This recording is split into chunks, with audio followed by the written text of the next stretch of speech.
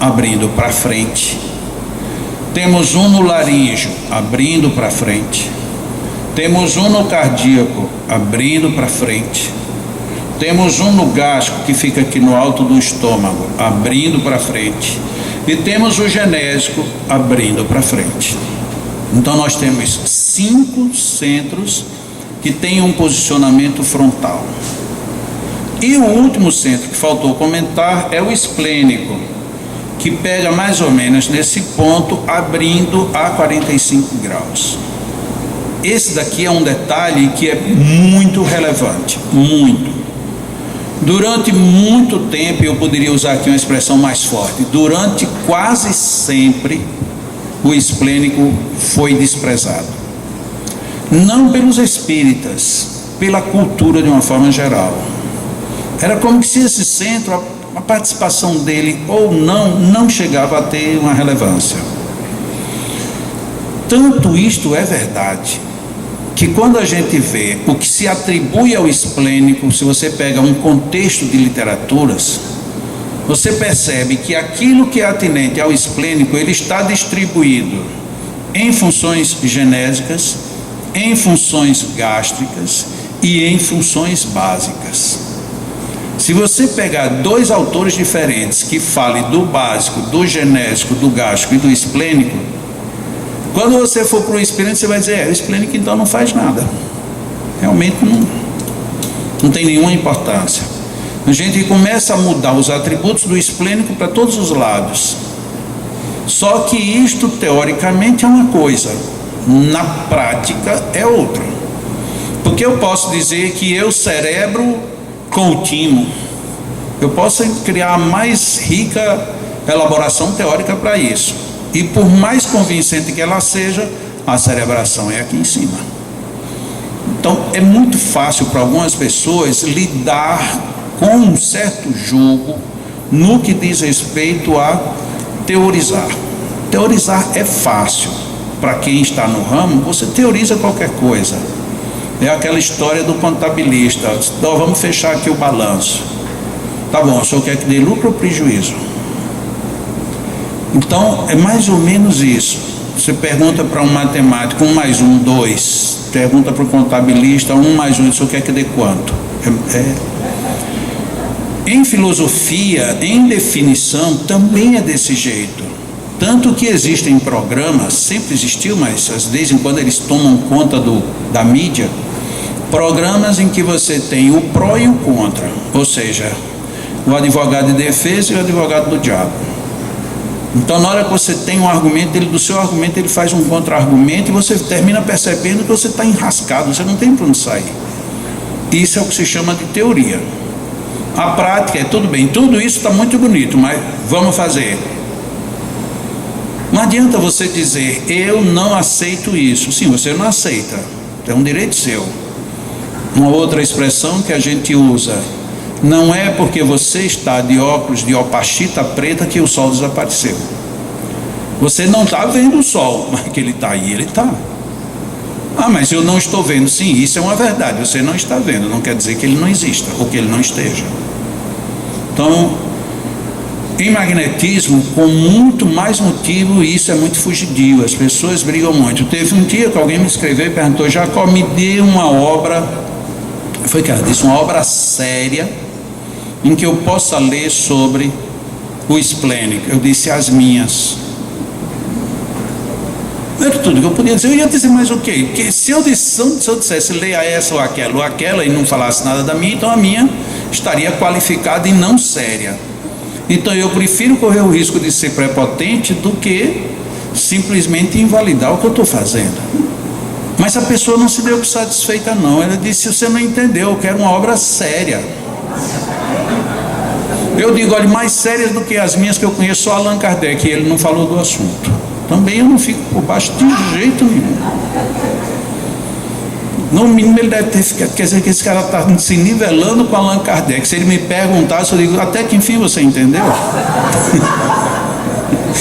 Até que enfim. Por que eu tenho que me nivelar por baixo? Fala sério. Não tenho por que me nivelar por baixo. Se por acaso um dia eu quiser ser repórter do TV, eu vou dizer que eu sou quem? Glácia Marilac, que está ali, eu estou lá em cima. Não vou estar embaixo, mas de jeito nenhum. Não, mas Glácia já tem muitos anos, já tem. Pois é, eu estou aí, ó. E se ela não cuidar, eu passo.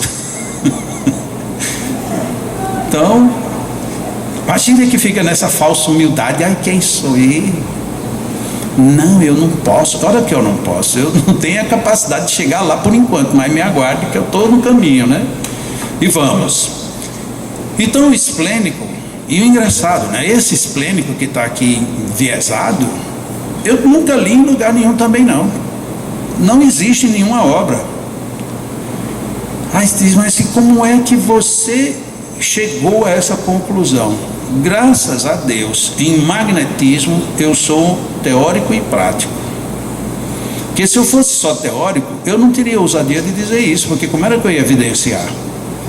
Mas na hora que eu faço a teoria, eu trabalho com a teoria e trabalho com a prática, bom, então você localiza aqui o esplênico, venha, tá bom, tem certeza que você está no esplênico? Tem, então cerque o esplênico, cerque ele todinho, sinta, procure ver onde é que ele está.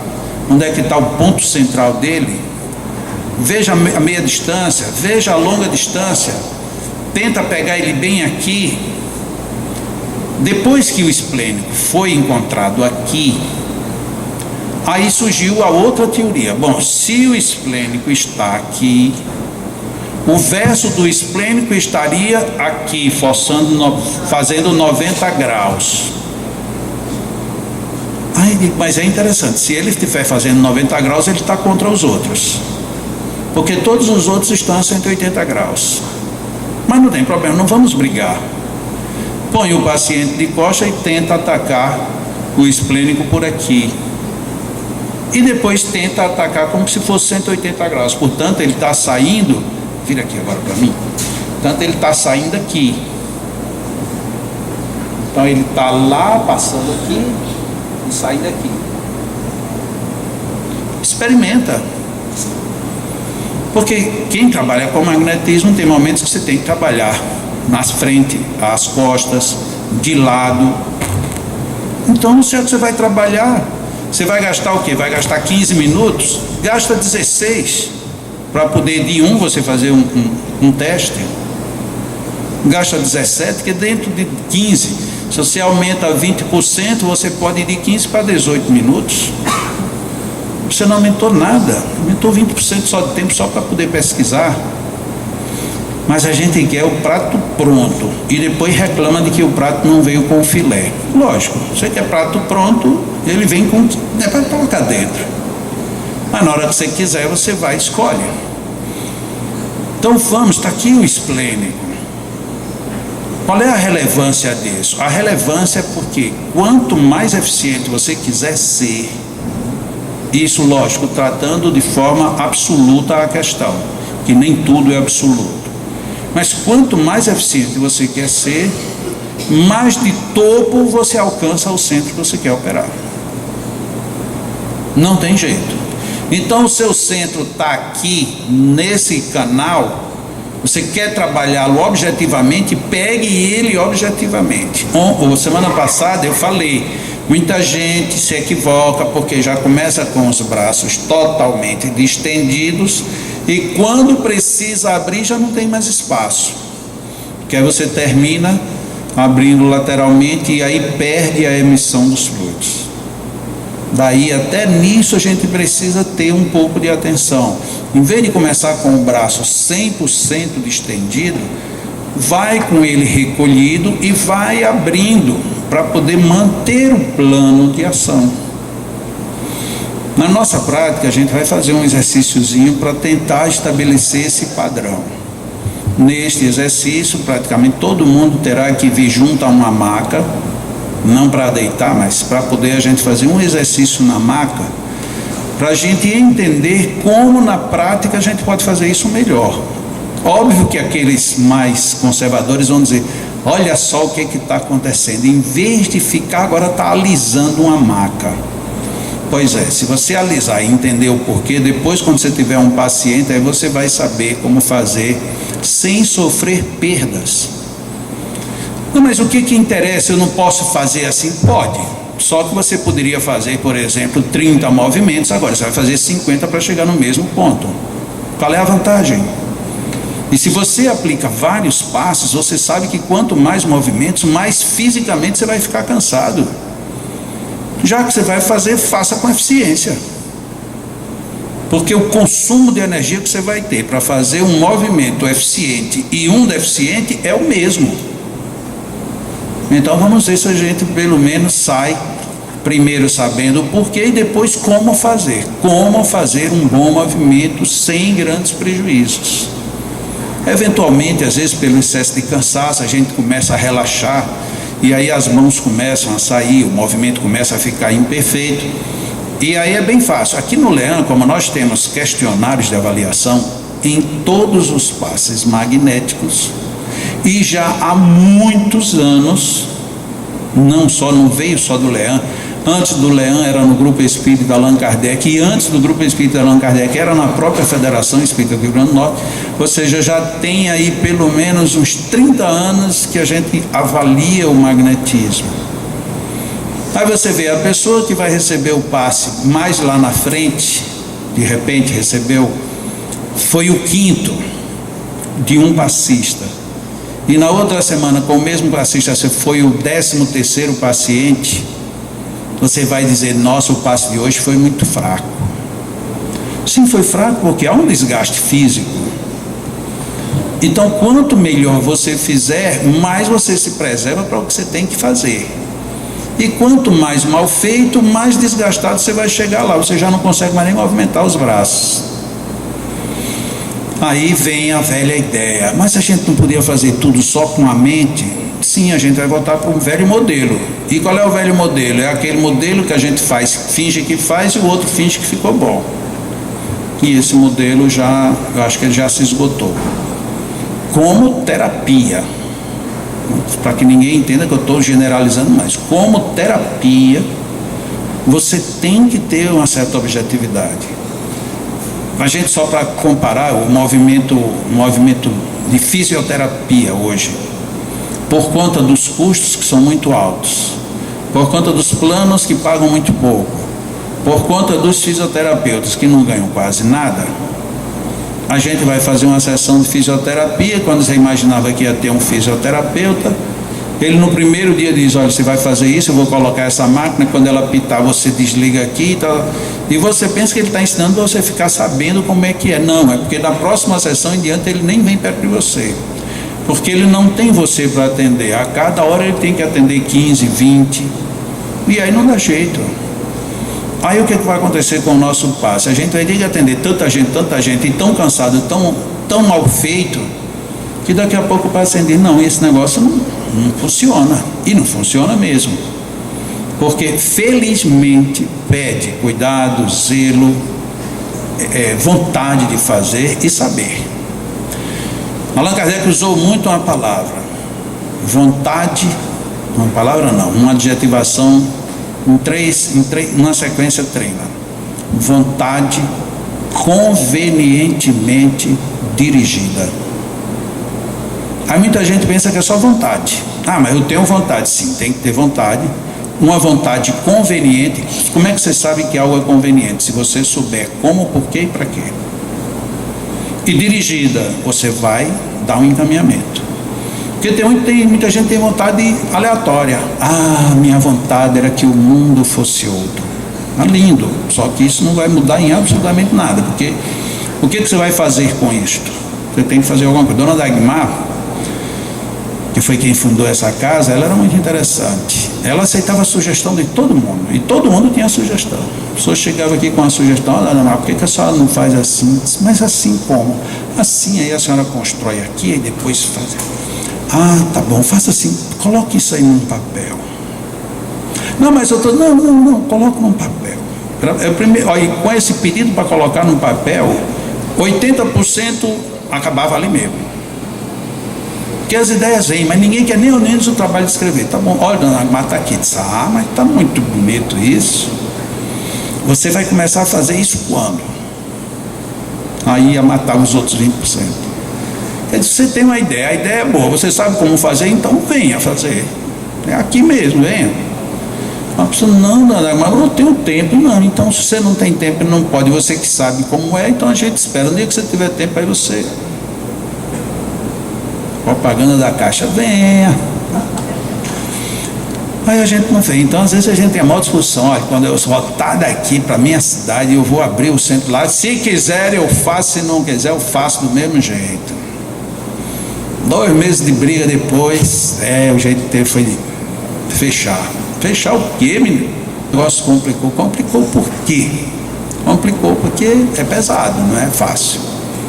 Centro esplênico. Quando a gente fala sobre depressão, que foi um dos primeiros, não conflitos, mas foi um dos primeiros pontos em que basicamente discordamos do que estava estabelecido pela ciência médica e pela ciência psiquiátrica, que é médica também, e pela própria psicologia, e mais ainda, pelo próprio discurso dos religiosos aí na frente capitaneando, os espíritas. A depressão está aqui e não aqui. E esse foi um problema. Por que eu tive o tupete de enfrentar? Porque eu sofri e eu venci. Porque se eu não tivesse sofrido depressão, primeiro tudo, nem ia lutar por isso. Eu ia acreditar também que o negócio era lá em cima. E depois eu pude medir os resultados. E ninguém tinha medido porque eu não estava em livro nenhum. Estava lá o esplênico lá totalmente desestruturado. Vamos reestruturar o esplênico. Como? Aí você vai começando a estudar e vai começando a tentar entender. Até que um dia cai as fichas todas e você percebe. Ora, um centro que administra o baço, o pâncreas, o fígado, as glândulas suprarrenais, aqui nas costas, um centro desse ele não pode ser insignificante. Como é que esse centro é insignificante? Só administrar o fígado, se ele cuidasse exclusivamente do fígado, já era de uma importância fenomenal. Mas aí a gente deixou esse centro de fora. Num seminário que eu fiz, uma psicóloga foi quem disse, Jacó, o esplênico é o sistema responsável pelo filtro do organismo. Tudo isso aqui, em tese, nós poderíamos dizer que baço, pâncreas, fígado e os rins também, né? Não são só as suprarrenais, os rins, com exceção das suprarrenais, que são glândulas, tudo isso aqui faz filtragem, de uma forma ou de outra filtro. Quando a pessoa me disse isso, você projeta como foi que eu fiz. Eu digo, peraí, se é filtro, então ele filtra as emoções.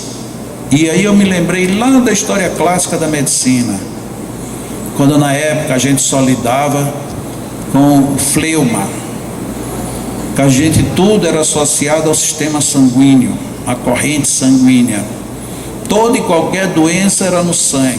Daí se usar tanto as sangrias, as ventosas que tiravam sangue. Tinha pessoa que morria porque tirou tanto sangue para ver se a doença ia embora, que a pessoa morria sem sangue. Então naquela época até foi dito isso como uma piadinha de mau gosto, mas na época era verdade. Os pobres nunca agradeceram tanto por ser pobres, porque como eles não podiam pagar os tratamentos, não sofriam essas sangrias e portanto resistiam. E os ricos, como iam para os grandes médicos, que ficava, faz mais uma sangria, faz outra e faz outra, morria sem sangue. Então, tudo isso passando por esse sistema, que nós poderíamos também chamar de sistema hemático de alguma forma. Aí o que era que eles diziam na época? Quando você está muito nervoso, muito aborrecido, você está com a ação da bile. Tanto que muita gente era chamada fulano está biliático ou está fleumático. Eram expressões que se usava para dizer excesso de bile do fígado ou excesso de bile negra, que durante muito tempo se atribuiu a bile negra ao pâncreas, mas depois alguns preferiram atribuir ao baço. O fato é que baço, pâncreas e fígado está ali todo um sistema. E os rins entram por trás fazendo toda a filtragem.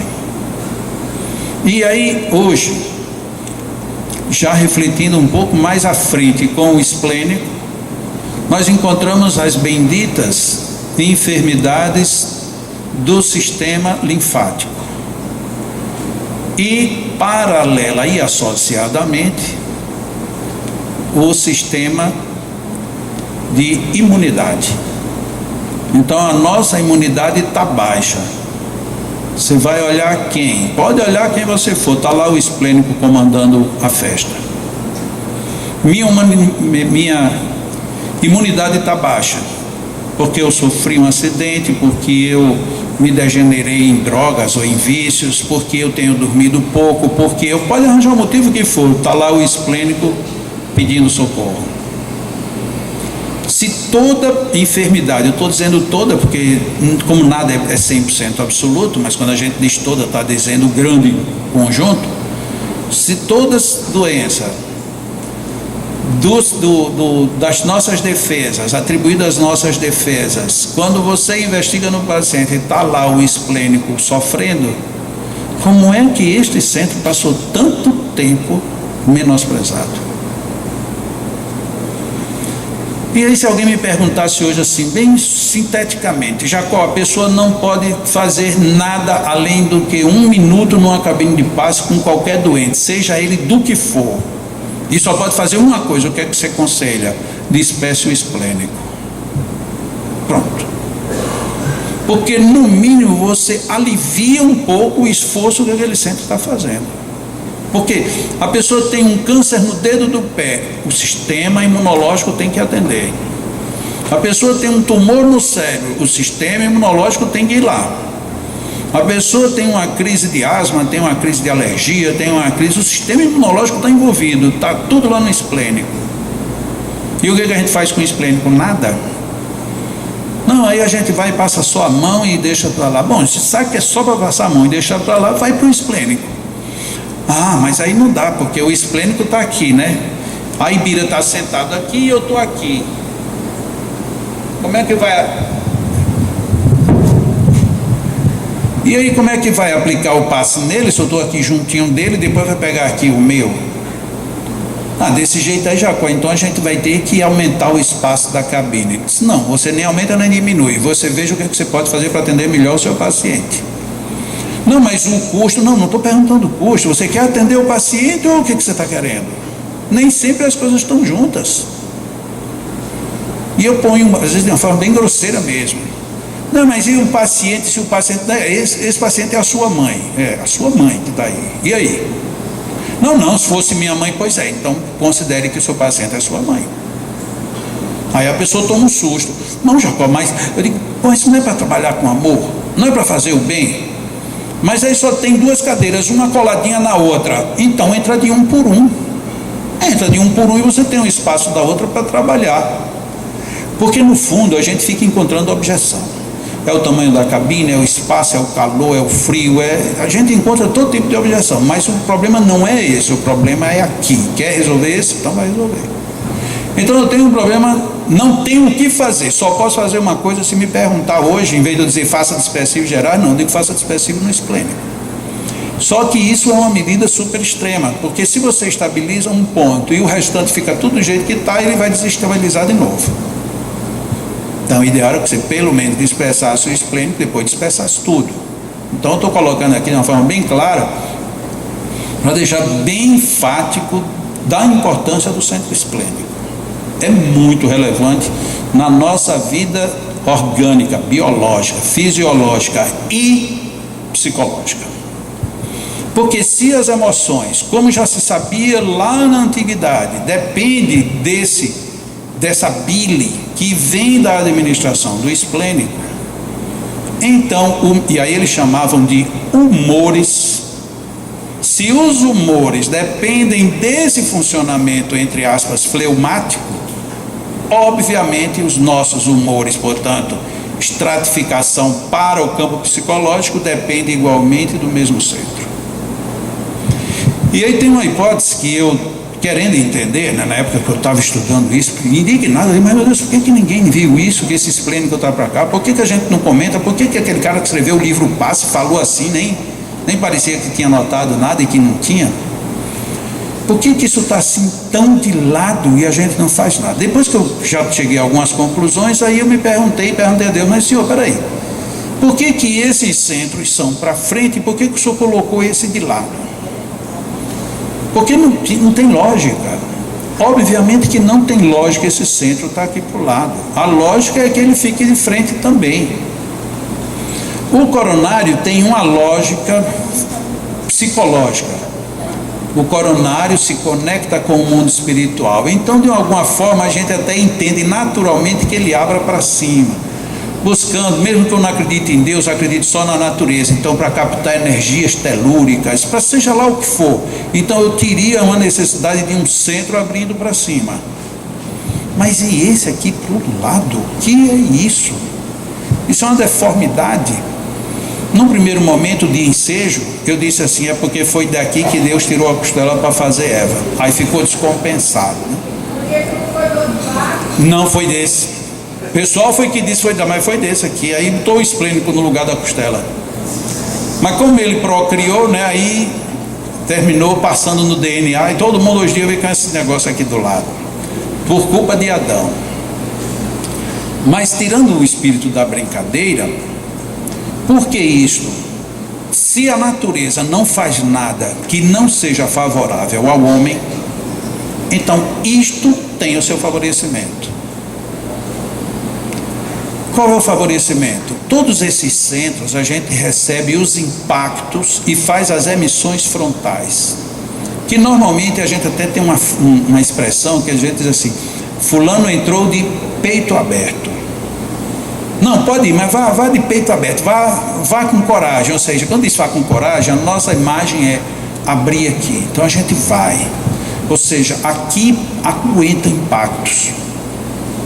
Aqui se congestionaria. E congestionaria o quê? Os filtros. Olha que coisa interessante. E aí o que é que faz? Você perde os impactos bons que vêm. Você não absorve eles integralmente. Mas o que vier de pesado e equivocado, você também não recebe de chofre. Você recebe aqui e não aqui. Então o fato do esplênico estar de lado, acredito eu que seja uma defesa da natureza para o próprio homem. Para que você não ande se impactando com tudo que vem para você. Senão você recebe tudo de pancada. Imagina, você está assim, uma pessoa bonita como eu, vamos ser bem modestos, né? Aí você vem, se o meu esplênico fosse para cá, a pessoa quando olhasse, que coisa linda, pronto, congestionava. Aí não congestiona, a pessoa, que coisa linda, aí entra por aqui e dissipa, né? Então a inveja não pega. Eu sempre brinco, né? Mas não estou brincando não, estou falando sério. Então o meu esplênico, ele é de lado como mecanismo de defesa. Mas é um mecanismo de defesa que na hora da prática, agora você fica aqui de frente para mim, por favor, isso. Na hora da prática, a gente veio sofrendo milenarmente com isso. Por quê? Quando eu faço um passe, seja por que escola for, com movimentos rápidos, movimentos lentos, pontuações energéticas, seja como for, normalmente se privilegiou este plano. Esse centro alcançou alguma coisa? Lógico que sim, mas muito pouco em relação a esses. Aí imaginemos alguém que esteja em desestruturação energética e você quer estruturar. Vamos imaginar que a estruturação seja nos procedimentos dispersivos. Então, estou estruturando. Terminei. Confiro. Nossa, está tudo legal, tá beleza. Como eu só fiz aqui, cheguei aqui, tá bom, beleza. Aí ele sai bonzinho. Com um tempo relativamente curto em relação ao que foi feito, ele está descompensado outra vez. Tem várias hipóteses. Pode ser que ele tivesse um foco e não foi desfeito, pode ser que ele entrou em outro nível de desarmonia por outro problema, quer dizer, tem várias hipóteses, mas uma, ela está em qualquer delas. O esplênico não entrou no mesmo padrão de harmonia. Por quê? Porque enquanto esses centros receberam um tratamento frontal, ou seja, bem direto com o seu eixo, esse daqui não recebeu. E a partir daí a gente tira a primeira grave reflexão prática em cima da teoria. Para eu deixar alguém bem harmonizado, eu tenho que harmonizar estes tanto quanto este, e tanto quanto este. Agora, e as costas? As costas também, passou, hoje eu estou bem, tá nas costas. Não adiante o carro na frente dos bois, vamos com o carro. Você não tinha falado do Berlândia? Pois não é, rapaz, esse pessoal é apressado, né? Ó, Roberto se sentiu aqui desconfortável, que você falou primeiro que ele. Roberto já se preparou ali umas 3 vezes, mas ela entrou primeiro, ó. Pessoal de Berlândia. Então, este é um problema que nós já podemos resolver, e eu digo sempre isso em todo seminário. Por mais curto que seja o seminário, eu digo, bom, quer melhorar o que você está fazendo na sua casa? Lembre-se, você tem um plano de centros frontais, você tem um inclinado e você tem um que está apontando para cima. Fazendo isso, você já dá uma melhorada, é uma alavancada grande dentro de tudo que você faz. Porque tem muitas casas, inclusive, que dizem assim: você faz 3 movimentos num centro, no segundo centro e no terceiro centro, e escolhem só 3. E alegam o seguinte, de que esses 3 são suficientes para harmonizar os outros. Imaginemos, muitos deles dizem frontal, laríngeo e gástrico. E muito, não sei porquê, não mexa nem no coronário, nem no cardíaco, nem no genésico. Eu não sei qual é a razão. Eu acho que é porque o pessoal já perdeu a libido, então não precisa mais mexer no genésico. O coração é insensível e a cabeça não pensa. Então faz só nesses 3, né? Porque não tem outra lógica. Qual é a lógica? Falando sério, qual é a lógica para dizer que só aplique em 3? Eu não entendo. E aí os que reduzem, os mais reducionistas ainda, vão só para 1. Aí se aplica só no coronário. Que Deus me perdoe, eu acho que isso é de um assinte desproporcional. Nós aqui no Leão, pelo fato de termos entrevistas, a gente sabe que é alto o número de pessoas que não suportam que ninguém pouse a mão no alto da cabeça. É alto o número.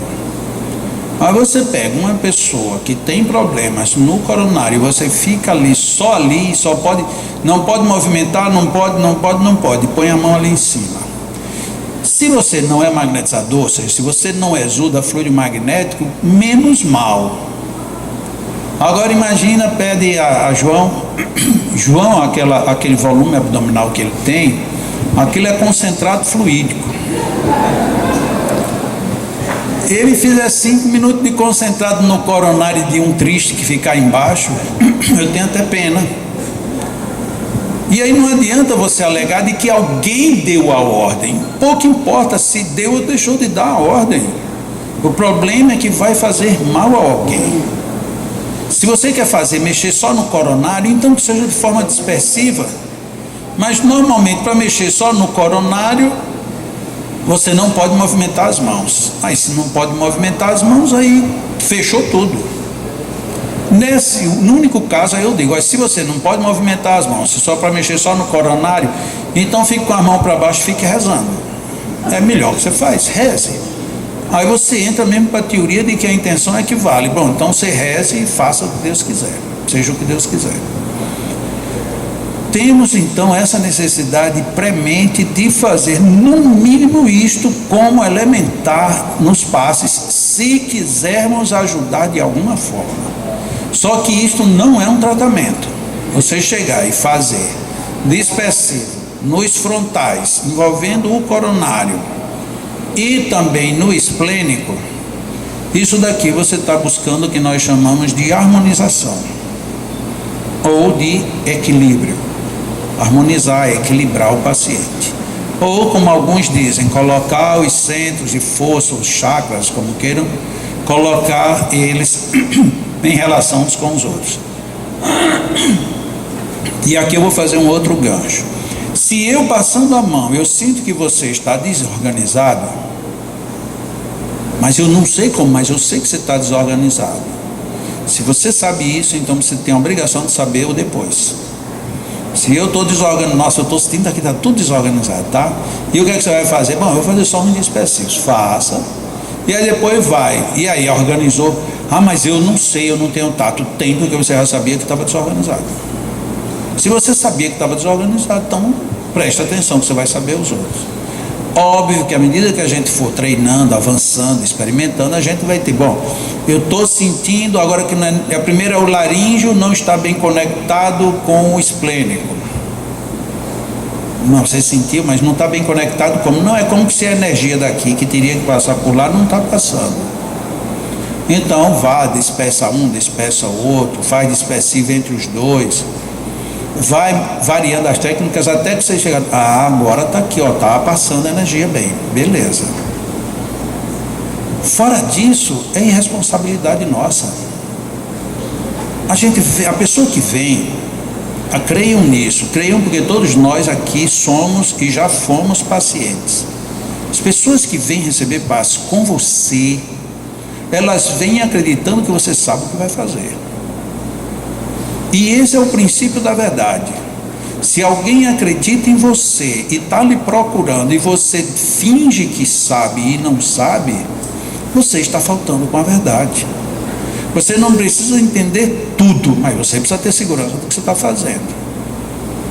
Não, mas então eu nem vou fazer, porque como é que eu vou saber? Bom, se você não fizer, você não vai saber nunca se você sabe ou não sabe. Começa logo por aí. E depois que você não sabe, se você quiser, você procura saber. Vou dar o mesmo nome da mesma pessoa em referência, João. O João não tinha tato nenhum, tato zero, tanto que ele quase mata a mulher dele no primeiro passo que ele aplicou na vida dele. E para não ter dúvida, pegou a mulher dormindo de costa, aí disse, seja lá o que Deus quiser, e mandou brasa. Não, a pessoa que falou na palestra disse que bastava pegar a cascavel. Olha que referência boa. Você pega a cascavel e põe a mão ali por um Pai Nosso. Ele disse, mas um Pai Nosso é pouco. Ah, ele deve ter feito uns 3 ou 5. Ele mandou braço, fez não sei quantos Pai Nossos. Olha que boa intenção. A mulher foi para o hospital. Voltou do hospital e voltou para o hospital de novo, porque as dores nas costas não passavam. E aí ele diz, rapaz, minha mulher é muito triste, porque ela até hoje não quer receber passos comigo. Pois é, ela não entendeu que ele estava bem intencionado. Mas não é legal isso? Você com a maior boa intenção, querendo ajudar a pobre coitada, aleja, manda para o hospital e depois ela não aceita o argumento. Né? Se vocês estão pensando que é brincadeira, escuta a história de João contando que é pior do que o que eu estou falando, é mais grave. E ele, como é descarado, ele diz quem ensinou, diz onde foi, diz tudo.